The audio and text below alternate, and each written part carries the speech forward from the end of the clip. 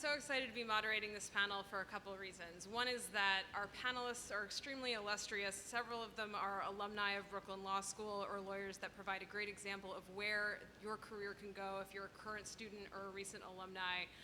And so we'll be addressing both their careers and the question, what's the big deal with big data, as we go along with this panel. On a substantive level, I'm particularly thrilled that this panel is happening because of the tremendous sea change we've seen in how technology can be used to aggregate and analyze information and to really drive home this reality. I want to go back not 10 years, not 20 years, but all the way back to 1880, before computers were ever invented. So back in 1880, the US Census was taken, and it took 7 years to tabulate the very, very simple results. And those who were tasked with tabulating it realized that they would need to make some changes, because otherwise, when the 1890 census came around, they would not be able to tabulate it in 10 years before the 1900 census needed to be sent out. And so a man named Herman Hollerith invented what he called the tabulating machine that could automatically read the census answers. And his company ended up joining with several other companies and becoming what we now know as IBM. So if you go back 150 years, it was not even possible to tabulate even the most basic data about a group of people.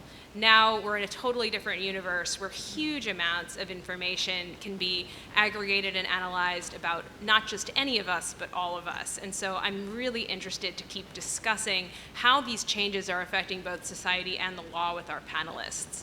So what I want to do is go, if you will, old school to new school with our panelists, and start with our panelist, Rachel Strom, a partner at the media law firm Levine, Sullivan, Koch, and Schultz. So Rachel's firm deals with a lot of traditional media law issues, but they've also been dealing with some new developments in how information comes to journalists and the legal advice that they have to give to those figures. So let me turn the mic over to Rachel to give a little introduction about her job and her perspective on these issues, and then we'll move to the other panelists. Hi guys, thanks for coming tonight.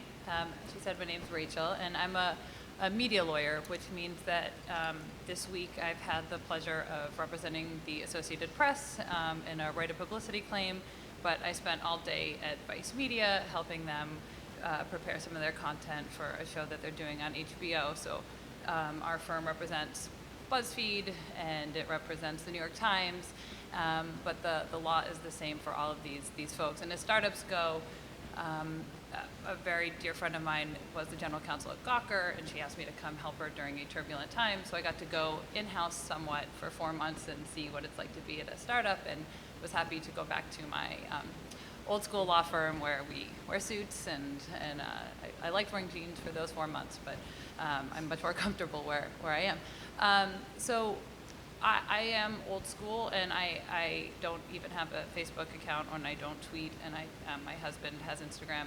He's much older than I am. But what I do is small data, and a lot of what I do two types of things. One, I help my clients when they're already in trouble, when there's been litigation, there's been a defamation claim, or a right of publicity or right of privacy claim, or a copyright claim. Those are the main types of things I do. Or I help them before there's been a litigation, and I can do that in a few different ways. I help my clients get access to different types of proceedings. Our firm is representing most of the press getting access to the Guantanamo Bay proceedings. Or I might help a journalist when they have a subpoena to try to protect their sources. But where I think the data comes into play mostly is I do a lot of pre-publication review. And that is working with my clients before they're going to go to print or broadcast, and helping them make sure that their content is as we've reduced the risk as much as possible. And that can be news gathering towards how did they obtain the information that they're going to be reporting on? Was there any trespass involved? Was there any, something called the Computer Fraud and Abuse Act? Did they go online and get this information from some server they should not have been getting this information from? But also just making sure that the content isn't defamatory, that they've done the reporting that they need to do to make sure that what they're printing is accurate. It's newsworthy, that they're not invading anyone's privacy. And where data comes into play is our firm represented or advised the Guardian on the Snowden leak revelation, so that was obviously a large data dump, and we helped advise them on that. I've advised a number of clients on the Sony hack and the Ashley Madison hack. So the Ashley Madison hack was particularly interesting in this area because I don't know those who knew about Ashley Madison before, but it was a dating website for those that were already married, and so someone hacked that information, put it on a different server, and journalists were, and many people were able to go search to see if their spouses were doing something that would cause them to file for divorce. But where it came from journalists is we had to remind them that this was big data. There was a lot of data out there. Some data shouldn't be published, even if it's out there. There's many regulations about printing credit card information or particular private information. But you also need to remind them that data can be incorrect. Data can be fraudulent. Someone could have pretended that they were someone else. So just because there was a account in someone's name doesn't mean that that actual person had an account on Ashley Madison and was cheating on their wife. Also, so that would be defamatory, right? If a defamation claim is when you're writing something false about someone that would ruin their reputation or hurt their reputation, and we needed to make sure that our clients weren't going to print anything that would get them in defamation trouble. Another cause of action that we don't have in New York, because we're great, is the publication of private facts tort. And that is a claim that's recognized in many other states where you're printing private information about someone that a reasonable person wouldn't want to be disclosed, and it's not of a public interest. My firm is representing Gawker in the Hulk Hogan trial in Florida, so I don't know if folks have heard about that, and that's an invasion of privacy claim. And the issue there is, was the reporting newsworthy or not? And so you really want to make sure that the reporting that's done is newsworthy, even if it's true. So Gawker found out that this Christian Wright, one of the Duggars man, had a Ashley Madison account and was in fact cheating on his wife using it. He's now been in sex rehab since like 1904, since this came out. And that's newsworthy, right? Because this is a guy who puts himself out there as a Christian Right man who would never cheat on his wife, and he's ethical. That is newsworthy. But is it newsworthy to report on Joe Schmo, your next door neighbor, cheating on his wife or cheating on his husband? I'm mostly going to say cheating on his wife because, as Gawker also found out, most of the females on there were robots and not fake. They were just there to entice men to come onto the Ashley Madison account. So when we deal with big data, what we do is we think small and remind our reporters that all of the regular rules apply and that they need to follow the rules that have been set in stone for many, many years. That doesn't change with data. So that's one way, and just quickly, another way, some of our clients are dealing with data journalism. Well, they'll be trying to, we're working with BuzzFeed on a story that looked at the likelihood that tennis matches were being thrown by looking at rankings of different tennis players and finding anomalies there. Well, there's many reasons that just because it's statistically shocking that they lost a tennis game doesn't mean that they did that because they were throwing the game. They could have had a cold, they could have had a personal issue. So you have to remind yourself that data can be misleading and that our journalists have a responsibility to make sure that they're not publishing false information. Thanks so much. And those of you who took or are in my internet law class know we spent a lot of time on the Hulk Hogan case. So I'm sure there will be people kind of coming up, attacking you after the and you will run out. So our second speaker is our one non-lawyer on the panel, Solon Barakas, who's right now a researcher at Microsoft Research, but next year will be starting as a professor at Cornell University. Solon researches privacy and discrimination issues involving big data sets and algorithmic analysis of large data sets. So let me turn to you, Solon, and ask the titular question of the panel: what's the big deal with big data? Thanks a lot, Dean. So this is a great opportunity. I really appreciate being here, and I have to admit that this is a question that's been posed to me for a couple of years now. And I have a kind of shorthand answer here. a lot of people think are sort of preoccupied with the size and scope of the data. But increasingly, especially if you've been following a lot of the popular writing on this topic, there has been a shift in attention away from the data itself to the computational tools we use to actually make that data useful.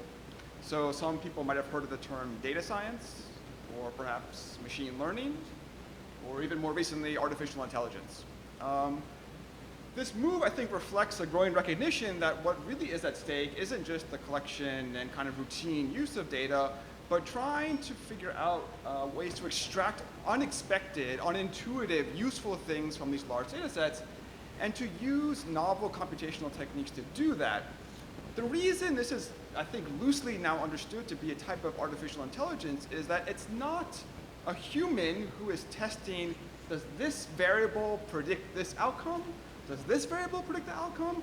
Instead, now we have a whole suite of tools that can automate the process of discovering that, in fact, there is some kind of structure in the data set which will allow us to make inferences about the future, make pretty well-supported predictions. And this, I think, is really where the bulk of activity is happening in areas as kind of ranging from things like, how do you detect what is in a photo? So perhaps some people have seen some Google Photos that can help you not only identify the people that might be in the photo, but the objects themselves, like a glass, for instance. This process ultimately works by exposing the computer to an enormous number of examples. So instead of actually sitting down and writing out the kind of logical rules that would distinguish what a glass is from all other objects in the world, you assemble a large set of images where the images have been tagged manually. Someone has said, in this photo, there is a glass. And you let the computer just look at all these images, often in numbering the billions, and you've given the computer enough instructions to be able to kind of tease out what are the distinguishing characteristics of a glass. You haven't told it explicitly, you've instead given it instructions to teach itself. And this is basically the frontier of computer science, and a lot of interesting applications are happening here. And it's a radical change, I think, from the way that most people intuitively think about computing. No longer is it really about someone sitting away trying to code out this difficult problem. What we're trying to do now instead is rely on interesting learning mechanisms to allow the computer itself, essentially, to learn by example. Okay, so why does this introduce interesting legal and policy questions? Well, the area that I've been working on for the past couple of years has tended to focus on questions around bias, discrimination, and fairness. And interestingly, working with some legal colleagues, we wanted to kind of think about, well, look, there's a lot of enthusiasm about the fact that data can be a way to overcome many of the problems with human decision making. Humans are fallible, they rely on faulty heuristics, they're biased in ways that they don't recognize. And so one area we began to look at in particular was employment, in part because discrimination law in employment is very well developed. And there, I think there is justifiable enthusiasm, hope, that data-driven hiring practices can significantly reduce the incidence of discrimination in employment. Right?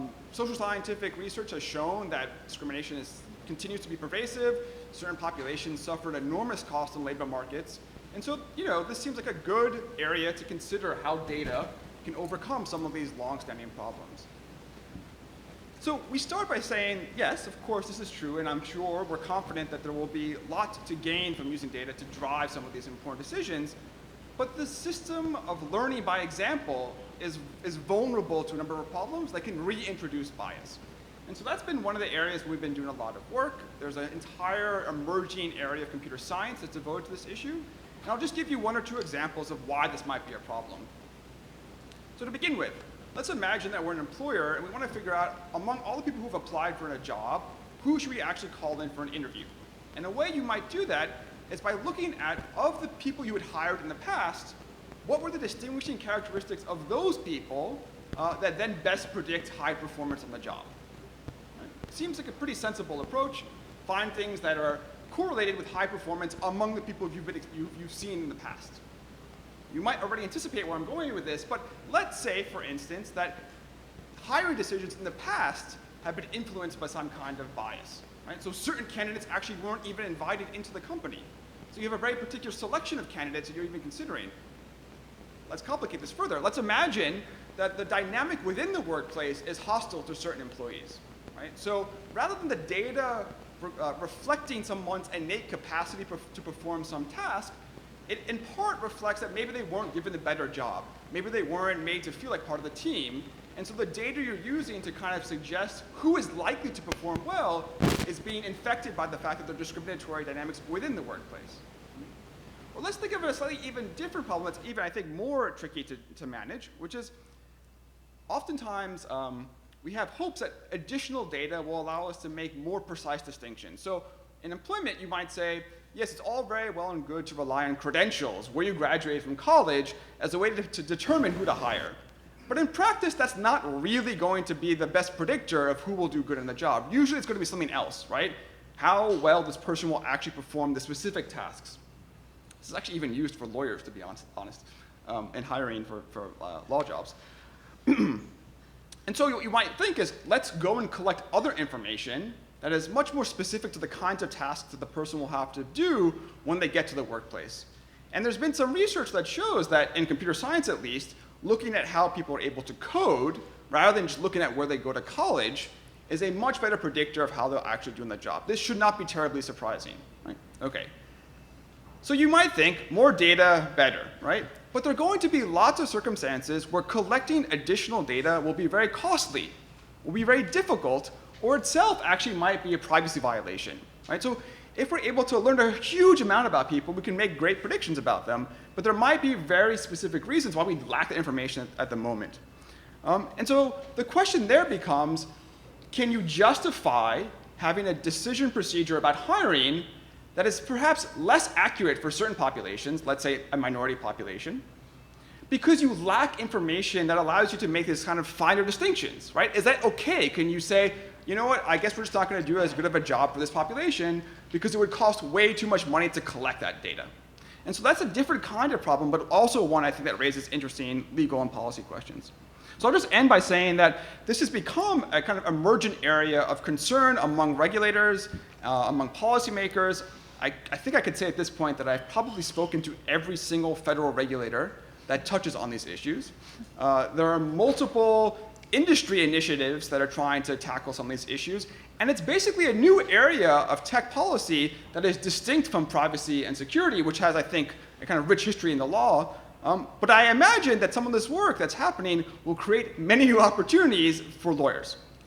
And I can tell you already that there is a thirst among industry practitioners, among policy groups within these large and small companies to have meaningful advice on these issues. So I would urge you, for those who are considering a career in this, especially in tech policy, to look at this new area of emerging concern and to see it, I think, actually as an area that would help you distinguish yourself among your peers. So thanks. Thank you. That was so interesting. So the more data that we have about people, the more security we might worry about in terms of who has access to it and who improperly can gain access to it. So now I'm going to turn to one of our first alumni panelists, Dmitry Nemirovsky, who's the founder of Vita Identity, who has some solutions in mind to this problem. It's magic. It's magic. By the way, I'd just rather hear Solon talk. That was actually really interesting. I feel woefully inadequate right now. So I'll backtrack a little bit. So I graduated Brooklyn Law School in 2000, became a lawyer, and I went to work for Merrill Lynch. And around 2000, there was a case involving research by a former attorney general who became a former governor. And in the midst of that investigation, we had to produce certain emails. And those emails numbered, I think page-wise, approximately 120,000 pages. And we sat around in a room and kind of said to ourselves, okay, what do we do? You know, okay, this was one of the first sort of e-discovery cases. E-discovery now is just, you know, ubiquitous. Everybody understands that electronic documents are produced regularly to regulators, to in enforcement proceedings and litigations. In 2000, it was sort of a nascent area. And we sat around and we said, okay, what do we do? So, you know, somebody said, well, we'll print them out. We'll Bates label them, which is literally having somebody put a label on these things, and we'll produce them, which was the traditional method of producing documents, right? Hard copy. And kind of sat around and said, well, there's probably a better way to do this because it's a lot of emails. Well, why don't we produce them electronically? well, they're electronic. Why can't we produce them electronically? It makes perfect sense. So then the question was, okay, but how do we label them? How do we redact them? And a lot of lawyers sat around the room who traditionally weren't used to producing documents electronically and started scratching their heads and said, that's silly. That makes no sense. We ended up producing those documents in hard copy, literally, like 3 boxes worth of emails. Fast forward 7 years, and it was around the time of the financial crisis. And I was working on the debacle that happened afterwards, and we had to produce documents, and it was to multiple regulators, both federal, state, across the country. Those documents literally numbered in the tens of millions. So, here we are 7 years later, the proliferation of electronic communications and all these records that are literally maintained across multiple servers that exist in multiple locations around the country. We have to gather those documents and produce them. And when you're dealing with regulators, it's a situation where you can get, maybe a week extension, maybe 2. Rarely are you afforded an opportunity to get, significant time within which to produce these documents. So you have to use machines to help you. And those machines, it's e-discovery tools. And those e-discovery tools let you, on the fly, redact documents, label them for redaction, label them for various reasons that are specific to your case. And within that 7-year period, I would say that the technological advancement with respect to where we came from and where we ended up and where we are now, in fact, was tremendous. And we were able to produce, tens of millions of documents on, DVD drives, which, again, was something novel at the time, but we happened to do it. And hearing Solon talk about, machine learning, to review those documents, those millions and millions of pages, we literally used to have rooms of review attorneys. These were first-year, second-year, third-year lawyers that would literally, for 10, 12, sometimes 18 hours a day, sit in a room reviewing documents. Really exciting stuff, right? Really makes you question your law school. So look, everybody does it. If you're in the litigations, you do it. And ultimately, a lot of clever people sort of got together and said, there's probably a better way to do that. And in fact, now, most documents, and they tend to be electronic documents, are reviewed by machines. So the initial first swath of documents go through this process where you kind of punch in a bunch of keywords and you kind of give it, predefined rules and parameters to review these documents. But it's incredible where, really, in my career as a lawyer, we went from producing documents in hard copy to now being able to have a machine review documents and being produced in a very short period of time. And the number of documents, has completely, it's exponential compared to what discovery used to be in the past. So that's sort of my legal career. I'm a recovering lawyer now. I'm actually a founder at a startup. And the startup is Bitcoin and blockchain related. And blockchain, I don't know, looking around the room, if by show of hands, how many people are familiar with blockchain technology? All right, not bad. There's a lot of hype around blockchain right now, and a lot of folks are, talking about blockchain as this sort of panacea, this thing that is going to solve all the world's problems. I pick up, stories every day that are completely asinine. A lot of people look at the blockchain and think, oh my God, we're just going to put on the blockchain, we're going to solve this issue. I think today I read something about, I forget whether it was Walmart or somebody, they're going to put food on the blockchain, to make sure, that's the... Yeah, What's the blockchain for Yeah. people who... So the blockchain, thank you very much for that. How'd you do that? I was talking to the folks that raised their hands. So the blockchain, thank you for slowing me down there. Think of it, the best way I like to analogize it is it's a database. It's an immutable record.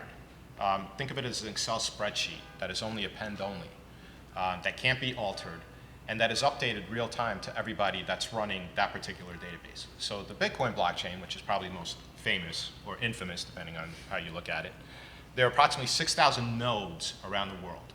And each of those nodes runs this Bitcoin blockchain, which again, just think of it as an Excel spreadsheet. But the spreadsheet can only be written to. You can only append information to it.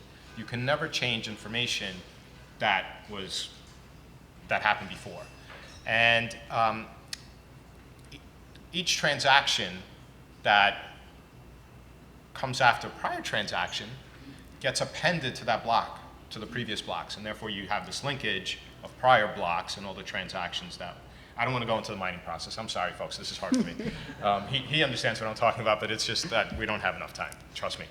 But it's a situation where you're basically taking all these transactions, real time, you're transmitting them to the entire database, the entire network, and you're appending it to the prior transactions that preceded them. And you continue to make this block, and it continues to grow. And it's permanently time-stamped. Nobody can change it. People have tried to hack it. It's open source. It's really an incredible thing. But it's not this thing where you can just throw information on it. It's not the way it works. You can't take, a couple of minutes ago I was talking to you about emails and all those e-discovery documents. You can't just take those documents and throw them up on the blockchain. It's not how it works. It's not a database where you can just throw records and information and they magically just stay there. What it is it's basically, think of things as a digital fingerprint, right? Let's say this is a contract that I entered into today, to buy an apartment in Manhattan, okay? We take that contract and we do what's called a hash, right? And the hash is basically, just think of it as a digital fingerprint. It means nothing to, and it means it's meaningless to the world, but to you and the other party that signed this contract, you can actually verify with certainty that this contract was signed on such and such a date by the people who had certain keys to be able to digitally sign this thing. And they signed it on this date. They're the ones, and here's what the contract looks like. Here are the terms, period, full stop, the end. So down the road, let's say a couple of years from now, I contest the contract. And I say, no, I didn't sign it on October 19, 2016. I signed that contract in 2014. Well, there's this permanent record that calls BS and says, no, here in fact is this thing, this contract that you're claiming you signed in 2014. In fact, you signed this thing on 2016. Here's your digital signature. This is you. You're done. So, from a legal standpoint, the blockchain has a lot of use cases that are only now coming to light. And there are a lot of folks, such as myself, who are in startup land. I picked the perfect time, 2 kids, mortgage, private school. Excellent time to go into startup land. I don't know what I was thinking. Tremendously exciting, yes, but also, gray hair. It's horrible. But let me loop this around. Right now, my company, what we're building is it's really tremendous. We're using this immutable database, right? This thing that really can't be altered. We're using it to transform the way that we in society think of identity, right? The way we think of ourselves right now.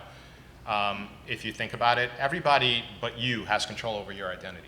Verizon, Time Warner, your bank, you name it. They have information about you that you don't have. When you call up somebody and you need to verify who you are, if you call Verizon, you're telling them the street you grew up on, your mother's maiden name, last 4 of your social security number. This is information that there's really, and I don't want to sound libertarian about it, but it's information that this person that I'm talking to, who I have no clue who it is, shouldn't have access to. There should be a way for me to verify myself with today's technology without having to divulge any of my personal identifying information. And so we're working on a solution. Passwords suck, right? I mean, how many passwords do people have to remember? And the more complicated they get, the more crude we are about storing them and preventing potential theft of them, right? We write them down, we put them on an app, et cetera, et cetera. It's broken. That system does not work. And so we are coming at big data and talking about the fact that all of our information, you can't, cyber hacking is just a reality right now. And you can't pick up a newspaper without reading some new cyber attack that's transpired somewhere. And it's our information really that is getting stolen, right? Because the hackers these days, they infiltrate and they sit within an organization hoping to get a honeypot of information. That honeypot of information is our information. And so, our goal eventually is to have companies, segregate, keep in a very segregated area whatever information they really do need to maintain about us.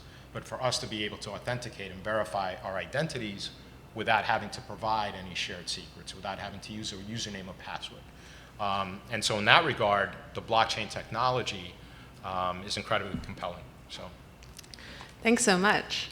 And our final speaker is also a Brooklyn Law alumni, Dana Syracuse, who works in the law of financial regulation, also using blockchain technology. And as we know, the financial services industry has a lot of data to deal with. So Dana, take it away.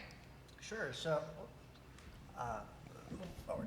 So I'm with the firm of Perkins Coie, senior counsel there, and I work with a lot of different companies, varying type from healthcare companies that are building up big data plays. But my background is in financial services regulation.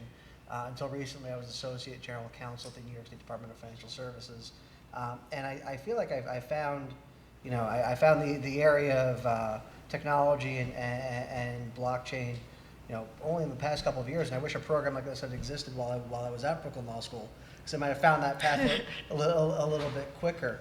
But I am the place where I wind up coming in is typically where you have companies that are building out technology, and they start to come up against the regulated world, and that winds up being a big growing pain. That winds up being a situation where you're telling companies things that they may not necessarily want to hear. There was one company that I was working with that essentially was aggregating a whole slew of data about individuals. I'm sure they had information on people in this room. And from that, they were able to extrapolate what your health would look like in 1 year, 5 years, 10 years. They were able to figure out that certain segment was likely to become pregnant in the next 3 months, and they would sell that data to advertisers who would then push information to you. It sounds fascinating, it sounds very interesting, but you wind up getting into issues surrounding personally identifiable information. You wind up getting into a situation surrounding issues with personal health data.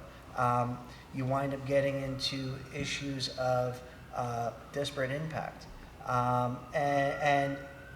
You're not only helping a company like that safeguard their data, but you're also kind of teaching them what they can and cannot do. Blockchain is very interesting to me. It's probably about half of what I spend my time doing. And a lot of hands went up when we asked, have you heard of blockchain? And I agree that I think that there's, it's an exceptionally promising technology, but I think there's a lot of misinformation out there about what it is. You wind up talking to, I work with a lot of banks, and they'll say, well, we want a blockchain solution, we want a blockchain strategy. That's kind of a meaningless statement, because all the blockchain is a publicly available general ledger that can be amended and added to.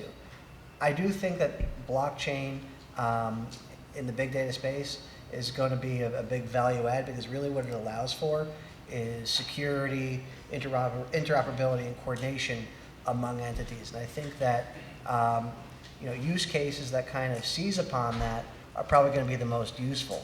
There are a lot of use cases that people discuss as a currency, which is Bitcoin. It's trading currency back and forth.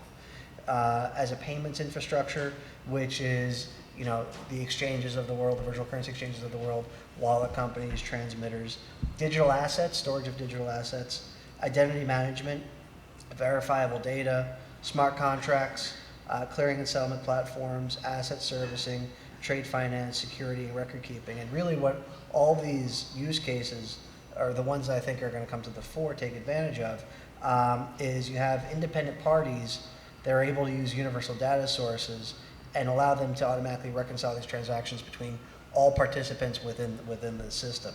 And it's that access to real-time transparent data that's exciting. It's exciting for applications such as trade finance, where previously the way trade finance would essentially work is you would go into the marketplace, you would get your receipt, that would be kind of secret from everybody else within the banking system, and you were able to shop it around for best rates.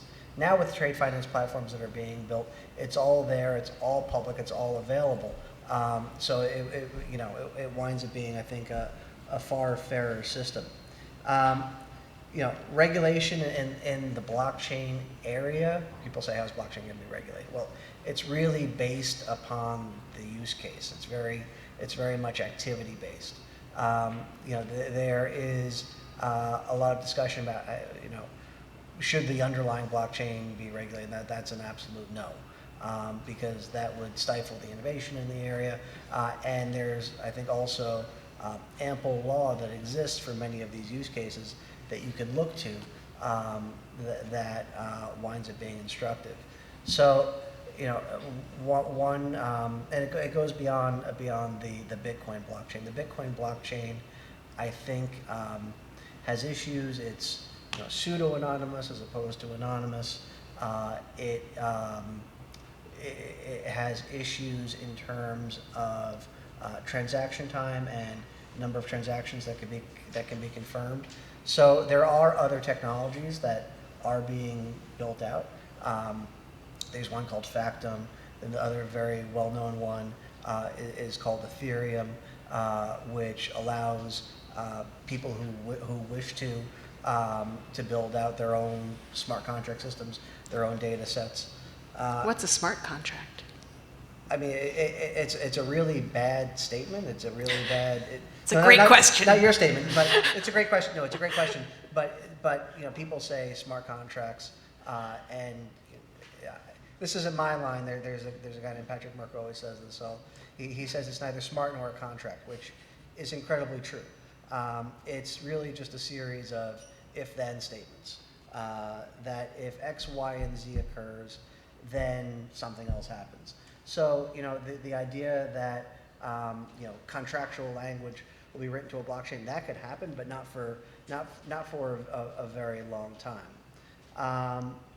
So I mean, other kind of technologies that exist in the blockchain space. There's one that is about to launch, I believe on the 28th, called Zcash, which is interesting in that it allows you to permission certain aspects of what you write to the system and make certain aspects private and certain aspects public or more pseudo-anonymous. And that's good, taking it back to the area of healthcare, where if you wish to put healthcare records on the blockchain, that's scary because there are PHI rules. Well, this could potentially keep all of that private.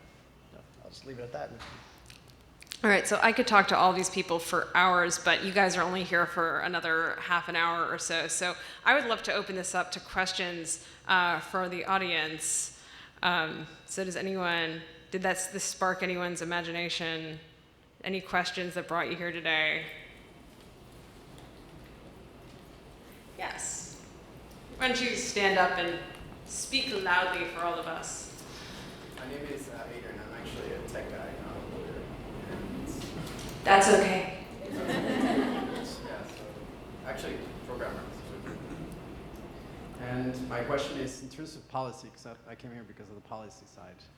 What do you see the biggest kind of area of focus that there's the most amount of concern in policymakers? As in, if you take all what's happening with big data, the analysis, and artificial intelligence, where do you think the focus on policy should be based on all what's happening with big data and AI? Like, basically, your clients, what's their area? Is it identity the biggest focus, or there's any other areas of concern?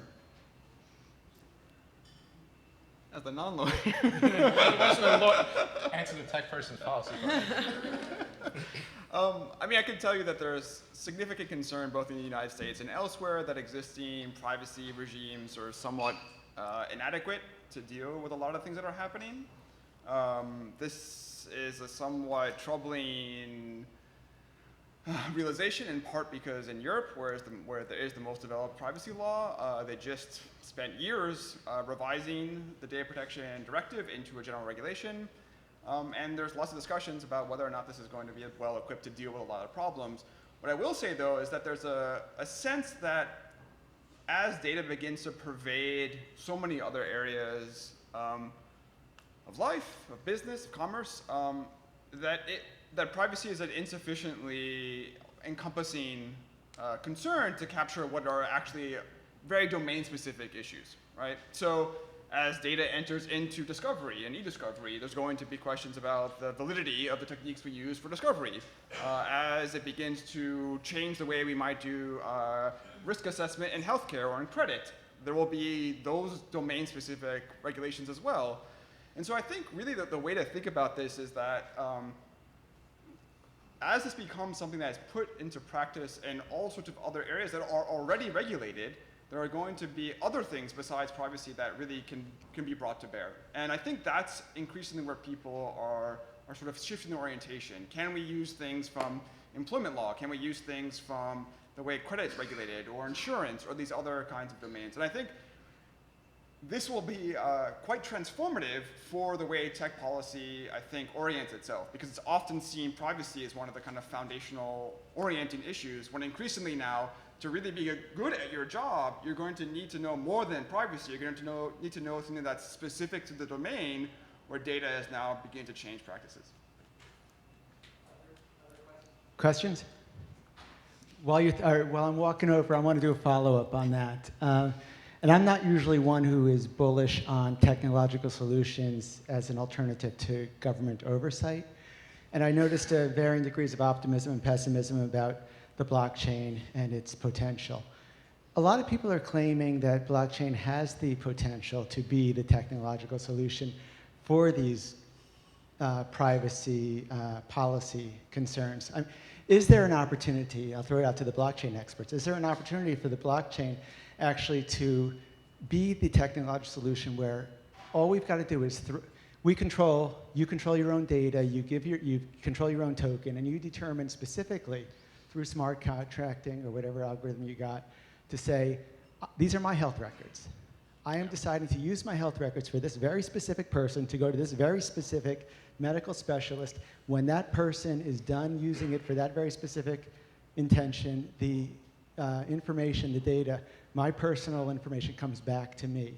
Is there that potential for the blockchain to sort of disintermediate all trusted and untrusted intermediaries and allow you to control your own personal data, and so that these policy issues no longer become relevant? I think that's absolutely a possibility. I don't know if it can happen through the Bitcoin blockchain, because there are limitations there. I think that what you're ultimately going to see, though, is you're going to see larger entities seeing this technology rise, and that kind of that disintermediation may not happen because you'll have other entities popping up and taking it over. One of the things I'm heavily involved with is working with state and federal regulators to make sure that as these technologies develop, you don't have regulations that come into place that wind up stifling innovation. So I think that's definitely a concern, and that may be something that may prevent all of the potential from coming true.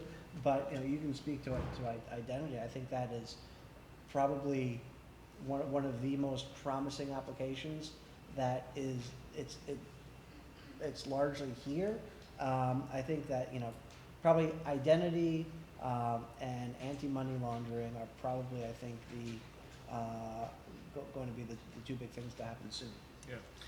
I'll answer it a different way. You mentioned something about disintermediation, right? And the blockchain certainly has the potential to disintermediate a lot of incumbents that exist out there, whether it's healthcare or banking. The problem is they fight, right? The incumbents that we're talking about, right? So on the banking side, you're talking about entities such as DTCC, right? They're not going anywhere. On the healthcare side, you're talking about incumbents. But if you think about healthcare, everybody but us has our information, right? I can ask my doctor to send my information somewhere, but I don't have access to my information. So from a technological standpoint, for sure, the blockchain can solve a lot of these issues. The problem is, and you mentioned something about the Bitcoin blockchain. There are really two full-fledged blockchains right now that are public blockchains that actually work. It's the Ethereum blockchain and the Bitcoin blockchain. Beyond that, all the chatter out there, the banks, what they're talking about, the blockchain solutions, they're talking about private blockchains. Now, private blockchains, really interesting. They've existed for several decades. It's what's called a SQL database. it's really interesting technology. You know, Cisco is not concerned about blockchain. They're not concerned about getting disintermediated because they have fantastic technology that works really well for its stated purpose. So all these banks, and look, the banks have legitimate concerns, right? There are OFAC type issues. The fact is with blockchains, they exist globally. And sometimes you have folks that are on that blockchain that are, you don't know their identity, you don't know who they are. So, you know, they're hesitant to sort of adopt this technology with open arms because they're highly regulated. And with those regulations, they have a lot of answers, you know, a lot of questions from regulators that they have to answer. And they don't want to be put into a position to be uncomfortable answering those questions. And so I think, you know, with the blockchain technology that solves a lot of these issues and can solve it, the problem is from a regulatory standpoint, a reputation standpoint, a compliance standpoint, a risk standpoint, you know, you name it. I think, you know, the existing entities out there that can actually adopt this technology and make it work will be the last ones to do it because of these issues. So the technology is there, you know, they can make it work, and you're absolutely right, you know, whether it's tokenization or something similar to what we're working on, which is really using cryptography, which has been around for decades. It's math. You know, I don't need to trust anybody because I trust math. Math is a certainty. It's a beautiful thing. Instead of you know, embracing that, they're shying away from it, and they're saying, look, we get this technology, there's a lot of interesting aspects to it, we're going to build our own. Well, if you build your own, it's a database. So, you know, I hope that answers the question. I just say on a totally different spectrum that my clients have been concerned about the regulation that exists to protect privacy in various databases and in data in general, that to the extent it prohibits the publication of this information once it gets out there, there's a constitutional question because we've got something called the First Amendment that protects truthful speech, even if it's in violation of various regulations. So there's an interesting Seventh Circuit case where there is a Illinois statute that prohibits the publication of certain data about police officers, and the Sun-Times did a story that included some of this information that was prohibited. And there was a clash between the First Amendment. This is truthful, newsworthy information, but it violated various regulations on the protection of data. And the Seventh Circuit found that it was constitutional to prohibit the publication of this data. There's many other circuits that would go the other way, and it's unclear if the Supreme Court were to ever take a case again that was interesting, how they would determine that. But I think that there's a lot that can be done on the regulatory side, but the efficacy, once the information is out there, is a different issue. There was another question I saw in the back there. Yes. Oh, hi. And who are you? Hi, my name is Heather. I'm an alumni of, not of CUBE, but of Blip. So I guess you're friends of each other. So something that comes up a lot with tech and policy and law is how to describe what's going on, these different terms. And it can get very confusing or misconstrued, and something that I've seen come up pretty frequently is using the term anonymous. In its truest sense of the word, anonymous means that there is no way to tie that data back to its original set. But many times the way anonymous is used, actually de-identified or some version of it. And this is something I've seen with privacy statements, with agreements with different business partners, and it's always a fight that kind of seems to go down, but then how do you describe it to consumers in a way that would make sense at the same time? Because de-identification isn't a digestible term. So I open it up to this panel of experts if you have any thoughts on that. Yeah, so this is a great question. A number of different things to say. So I think part of the confusion is that at an earlier time, not using someone's name or would be seen as sort of anonymous, right? But now what we have is many systems which use persistent identifiers that are not people's names, but sort of random string of numbers and letters that are attached to that specific person. And so many actors, specifically in the ad tech ecosystem, would say that using one of these sort of like random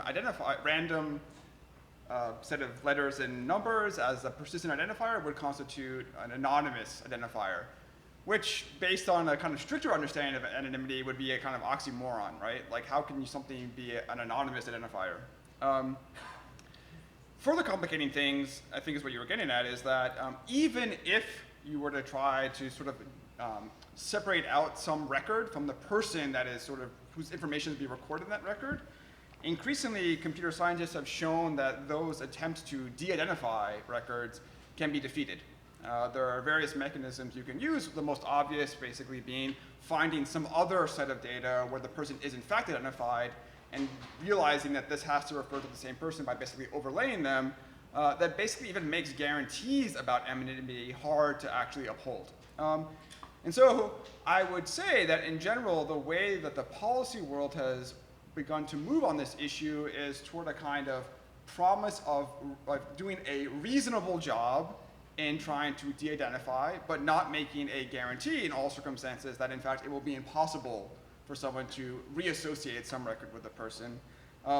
Communicating that to like a customer or user seems like a very, very challenging proposition. But I think in terms of,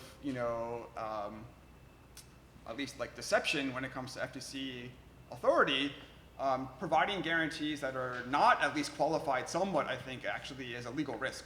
So there has to be some effort made, I think, to really figure out how to advise clients that they shouldn't be suggesting that what they're doing actually involves anonymity when it's clearly the case that it's not. I'm just going to jump in here and because this conversation brings to mind to me the study from about, maybe it was like 15 years ago, where having just people's zip code, gender, and birth date could uniquely identify about 87% of the population of the United States. So aggregating pieces of information that you don't necessarily think of as particularly sensitive or unique to you end up creating a unique or indicating a unique identity, which is just super fascinating. So I'm told by John that we have time for one more audience question, and then I'm going to wrap up with a kind of concluding question. I'm going to use moderator's prerogative. So is there a last question in the audience? Hello? So I have a question that's sort of related to the blockchain big data issue that was being discussed before, and that's the blockchain, it seems like, is a matter of property, first and foremost. It's a way to regulate the transmission of property in a way that's completely trustworthy, relatively speaking. But when it comes to these privacy issues, the primary issue is that it's not clear who really has that property, in part because the collectors of the property are, I think, as Mr. Nemirovsky was saying, are typically some sort of outside entity, right, that's collecting all the data and then has property in that data. So there's this sort of fundamental difficulty there, and it seems like for the person whose data it might be considered to be, who might otherwise have privacy in that property or in that sort of data, they're giving it away largely as a kind of just as a corollary. They're not really thinking about it. It's just some addendum to what is some otherwise useful application or service, and they're just signing away the fact that you can collect every location they've been and every restaurant they see and every comment they post, et cetera, which makes it a problem where it seems like we can't regulate it through privacy means, we can't regulate it through property means very easily, and instead we have to regulate it through some other, either some kind of like a civil system or through regulation. And I guess the question that I'm left with is whether you think, particularly you, Solon Barakis, that we should be approaching this from a regulatory standpoint, trying to regulate too tightly, that is to say, prevent the use. There's basically a future use and a past use, right? I mean, you can take this data and you can have the police go through it. We're running out of time, so Oh, just sure. go quick. Whether Yes. you should collect it too tightly, whether we should regulate it tightly, which is to say, whether we should try to prevent almost any use of it, except for very excluded uses, or there's a small subset of uses which are permitted, or whether we should just say, okay, you can kind of use it for almost anything you want, and we're going to restrict a handful of pinpoint particular uses. So I'm just impressed you were able to pronounce my name the right way. I'll answer that really quickly. You can't regulate the blockchain. You can't. It exists globally, and you just can't regulate it. It's like saying we're going to regulate the internet. So China, banning certain, that's possible. Like you could do certain things like that. But the way that, the Bitcoin blockchain, you're basically transmitting value on this thing. And the way it's really regulated is when you want to take out that in a traditional form. So if you want to take your Bitcoin and you actually want to convert it to USD, right, US dollars, the way you would do that is through a traditional banking system. And once you enter that space, now you're in the traditional regulatory environment and the laws that apply to the traditional regulations. So I hope that answers your question, but really it's the beginning and the end points. In other words, when you enter the information and when you take the information out, you're basically in the realm of the traditional legal environment. But I think that's really like the payments protocol, but depending on the use case, it would also be the transmission. So if you're dealing with like an application involved in reinsurance and you're moving collateral around, like that movement is regular. So the entry and exit point is limited to that. Yeah. All right, so I have one last question to tie this all together, and I'd love if all of you could sort of weigh in. I'll just kind of go down the line maybe, but changes in technology make new things possible. Our ability to aggregate and use large data sets changes what is possible practically, and this puts pressure on the law to change, on policy to change, and on culture to change. And so what I'd like to ask all of you is, how do you think all these technological changes are affecting law and policy, and are those a good thing, or what would you like to see as a change in law and policy in light of these new technological changes? I mean, I think one of my biggest concerns is making sure that rights that exist and consumer protections that exist and legal protections that exist currently under the law don't go by the board simply because it's filtered through a blockchain solution, or it becomes part of a big data play like a smart mortgage or something to that effect. I think that there is a temptation with things like blockchain to speed up transaction times. Speeding up transaction times that could potentially get rid of things like anti-money laundering controls or compliance controls. I'm also concerned about the role that judge-made law is going to have in the area, because right now you have a lot of regulators and a lot of folks in law enforcement at various levels that are trying to understand these technologies and trying to understand whether or not new regulations should be drafted or how old regulations apply. I think it's only a matter of time, and we saw this a little bit in Florida recently, where you're going to have a judge looking to necessarily understand, and it may be dicta for a while, but it could catch on and affect the system. Rachel. I guess I'd say similarly that I want to make sure that we keep what good law that we have and not react rashly when people are concerned about their data and protecting their data, that they just all of a sudden start enacting new regulations that are patently unconstitutional when it comes to the press reporting on public information. I mean, we've seen a prior restraint that was entered against WikiLeaks when it first in 1997 that had to do with bank data that was released, and prior restraints are prior restraints and they're unconstitutional, and just because it's big data and things that scare people, transactions that you don't want out there, it doesn't let you change the rules of the road that we've had since our country was founded. So I just want to say the First Amendment is a good thing. We should keep it and protect it even when it seems scary. Dimitri. The law evolves, that's for sure. When we were talking earlier, you and I, Christina, I mentioned that when I was graduating law school, one of the interesting concepts that folks were talking about in the application of policy and law was domain squatting. These were folks that would go out there and get www.coca-cola.com and then try to sell it for big bucks, to the corporations. And that was really an exciting thing to talk about, and here we are a lot of years after I graduated, oh my God. And you're teaching an internet law course, right? And so the law evolves. I have no idea what case laws come out Although and what it's not. statutes. That's trademark infringement since it's been trademark infringement since it's been. They learned me good in school, I guess. And I yet don't now know. we also have the Anti-Cyber Squatting Protection Act, yeah, and yeah. so, So the law it's, does the change. traditional, so it's similar to what I said earlier. So you have the traditional application of, but Yep. the First Amendment's a great thing. The Constitution's a great thing. It evolves, it changes. Absolutely. So I think, certain aspects of law may stifle innovation and technology, but I think eventually it breaks through, and I think the law adopts and adapts, so. Yeah, I'm very excited about a lot of the things that are happening in the law and policy world, in part because a lot of the established, mostly procedural protections we have for dealing with information. So I'm thinking in particular of something called the Fair Information Practice Principles, which are sort of the basis of most privacy law around the world, are very procedural, right? You do certain things to make sure that you handle it in a fair and transparent manner, or involve consent and so on. That entire regime, I think, is giving way to a general sense that we actually need to dig into substantive issues, that these are not just questions that can be solved with procedural mitigations, but we have to ask some basic fundamental questions about, is it fair to do something? Is it ethical? Is it appropriate? And increasingly, it seems to me that that is happening in part because of all this new technology. It's really putting pressure on some of the standard ways of thinking through the issues, and to me, that seems like a great development. All right, well, let's have a round of applause for our panelists. Thank you all so much for coming. Come back anytime to CUBE and to Brooklyn Law School. And I believe there's still, John, is there still mingling for 15 minutes, or the bar is not open, or is it open? I don't know.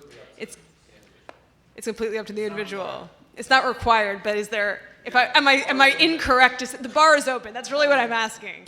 The bar is still open, so feel free to stay for a few minutes and chat